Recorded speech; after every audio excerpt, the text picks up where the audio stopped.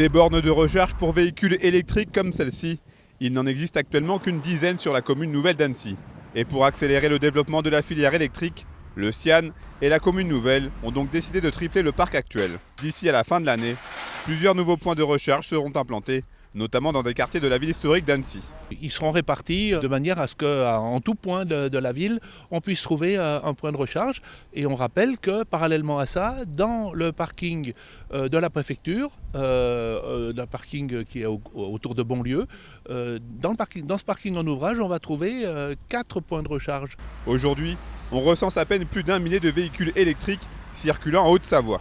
Signe que la greffe n'a pas encore totalement prise. On est vraiment au début du développement de cette filière et surtout au début de son acceptation sociologique. Le véhicule électrique, c'est un véhicule qui est principalement utilisé par les gens qui font des trajets pendulaires, aller-retour du domicile au travail.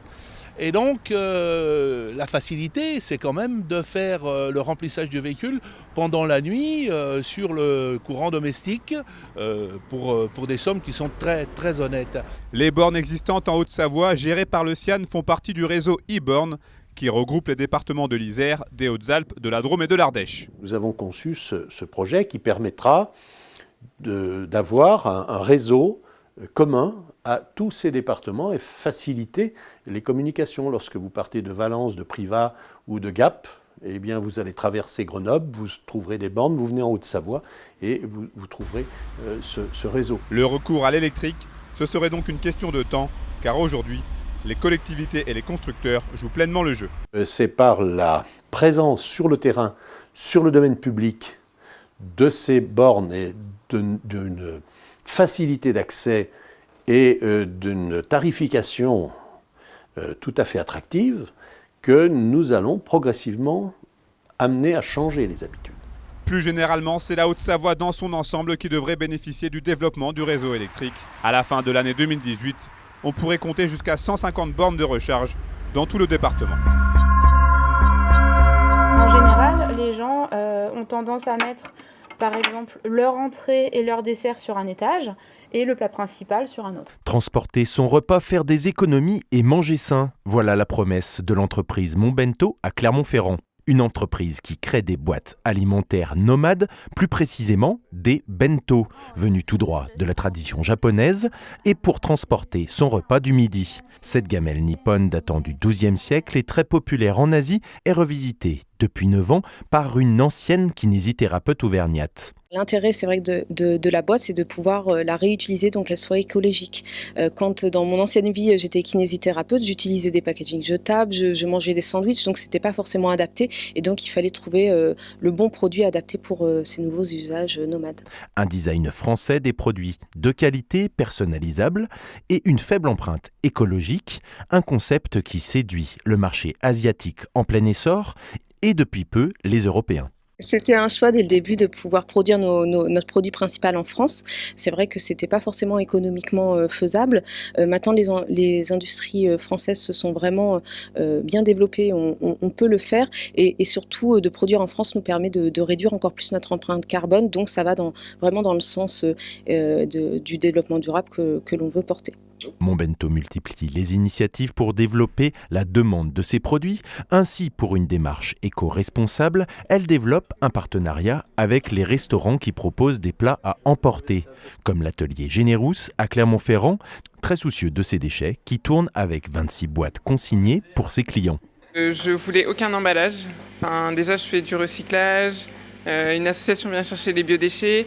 C'est super pratique, ça passe au lave-vaisselle. Donc même si les gens lavent les boîtes, moi du coup je les repasse au lave-vaisselle professionnel, donc il n'y a aucun risque. Ce qui est pratique pour les gens, c'est que ça se réchauffe au micro-ondes. Donc voilà, non, c'est génial. Une entreprise clermontoise très fière de sa croissance à 2 chiffres, qui développe aussi de nouvelles gammes avec plus de valeur ajoutée et peut-être une future bento connectée. Reste un petit peu là, voyez. Dans ce champ, ne restent quelques morceaux de laine de la brebis attaquée. Les faits se sont déroulés dans la nuit. Alerté, le propriétaire des moutons avait alors aperçu le loup solitaire. Un signalement depuis confirmé par la préfecture. Et ce n'est que ce mardi soir que les élus de Saint-Pierre-de-Bœuf en prenaient connaissance.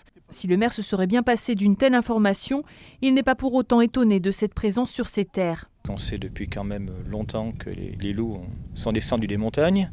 Pour ce qui nous concerne, les Alpes, on suppose qu'ils viennent de ce secteur-là.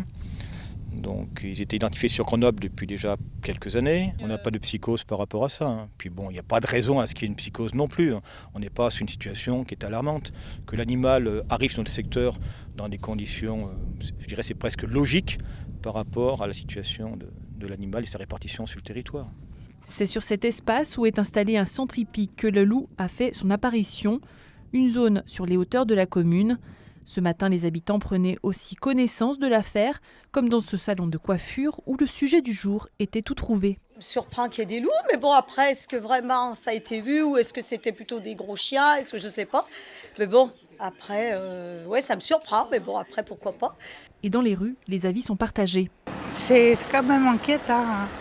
Je ne sais pas comment ils vont faire, mais s'il a déjà tué une, il va revenir. Nous, on est plus pour les animaux, donc on serait presque défenseur du loup à la limite.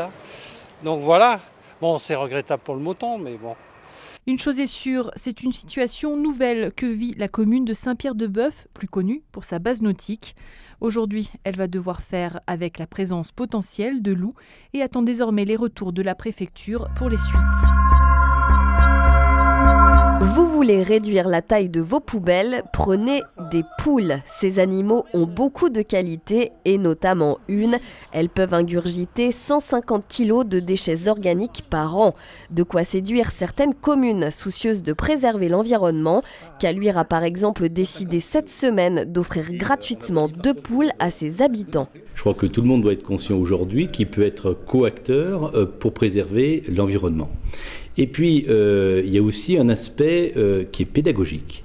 Et notamment, le fait de proposer des poules intéresse énormément les enfants. Que les poules existent depuis toujours. Elles ont toujours permis, à un moment ou à un autre, de traiter les déchets organiques. Eh bien, on le fait. C'est vrai que c'est une partie de la campagne qui vient à la ville.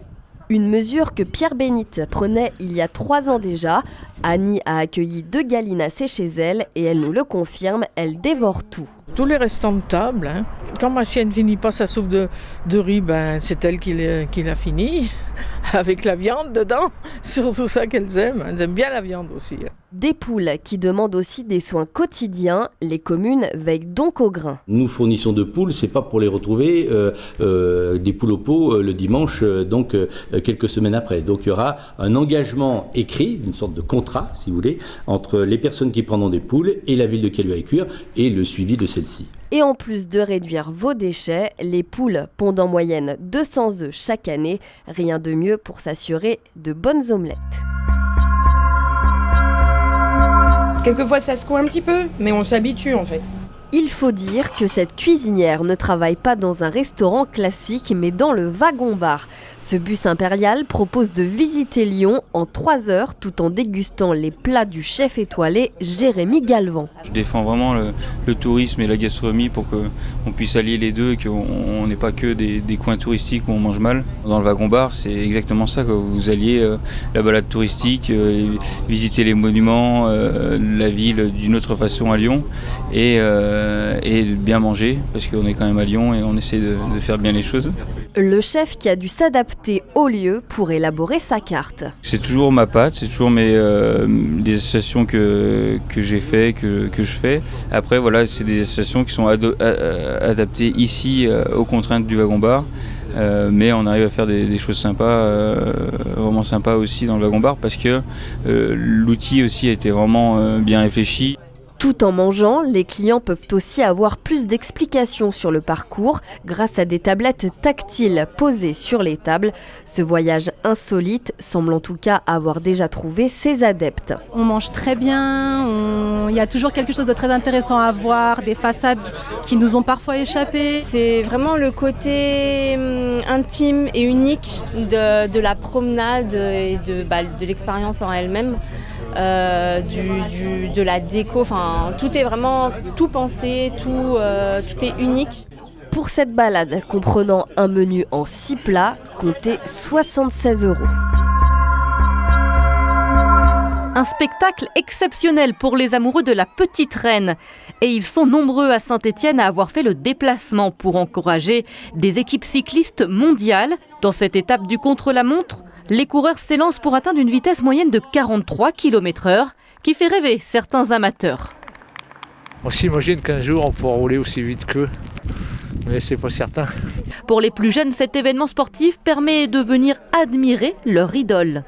On vient découvrir le cyclisme professionnel parce qu'on est amateur et du coup on aime ça. C'est génial, c'est pas souvent que ça arrive et c'est surtout bien de pouvoir y aller. Et puis pour d'autres, cette course permet aussi de faire découvrir les richesses de notre territoire. C'est quand même une grosse course au niveau national avec des coureurs internationaux qui viennent et qui du coup arrivent à montrer les beautés des paysages et la variété des profils qu'on peut avoir comme terrain de jeu nous au quotidien. Et c'est valorisant pour notre territoire. À l'arrivée, de nombreuses animations attendaient les enfants, à leur tour de se prendre pour de petits cyclistes. Demain, les coureurs partiront de Salon de Provence, direction Sisteron. Comme chaque année depuis 13 ans, le Britannique Simon Beck prend ses quartiers d'hiver dans les montagnes françaises et imprime son empreinte sur les lacs gelés et enneigés. Armé de raquettes, d'un compas et d'une bonne dose de courage, il réalise des œuvres géométriques monumentales.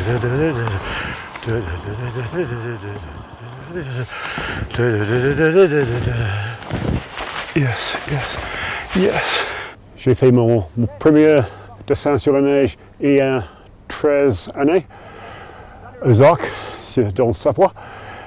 Et il y a une très jolie petite lac au dehors du bâtiment que j'habite. Et une journée, j'ai regardé sur le lac avec de la neige autour de 20 cm de profondeur. Et j'ai dit, allons, faisons un dessin sur la neige. Ancien ingénieur cartographe et inventeur du snow art, il a mis son savoir au service de son art pour un résultat bluffant, en traçant des motifs complexes et fascinants dans la neige fraîche. Il n'y a aucune personne qui fait des dessins comparables. J'aime les montagnes, j'aime marcher dans la neige, et j'aime marcher dans la neige. Le son est magnifique. Et le résultat, c'est très beau.